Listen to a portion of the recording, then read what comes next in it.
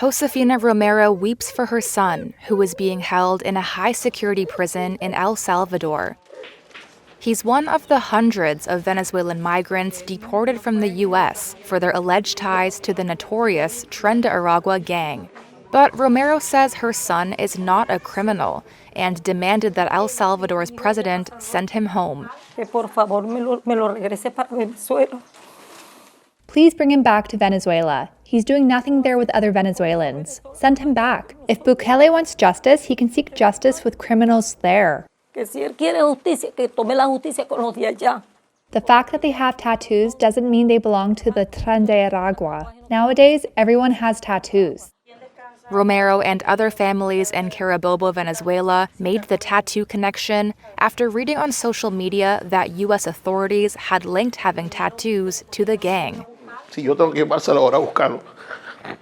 This father says if he has to, he will go to El Salvador himself to search for his son and, quote, bring him back on foot. Last weekend, U.S. President Donald Trump invoked an 18th century wartime law to deport alleged members of Tren de Aragua, which the White House has declared a terrorist group and alien enemy. The migrants are being held in El Salvador under an agreement with Bukele's government. Venezuela's Interior Ministry said on Friday that none of the Venezuelans deported by the U.S. to El Salvador is a member of Tren de Aragua, saying, quote, I believe with absolute responsibility that not a single one appears on the organizational chart of the criminal gang. Later on Friday, the judge who temporarily blocked the Trump administration from deporting the Venezuelans under the obscure law said government lawyers had been intemperate and disrespectful. That's according to court filings at the outset of a hearing on Friday over whether to maintain the ban.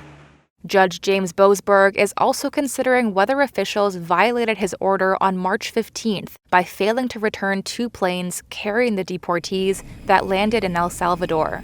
He ordered Justice Department officials to provide an explanation by Tuesday.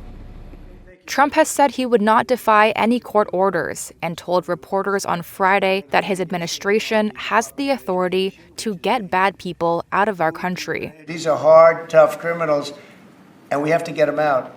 And you can't stop that with a judge sitting behind a bench that has no idea what goes on. The escalating dispute between the judge and the Trump administration has raised concerns among some legal experts about a potentially looming constitutional crisis if the administration defies judicial decisions.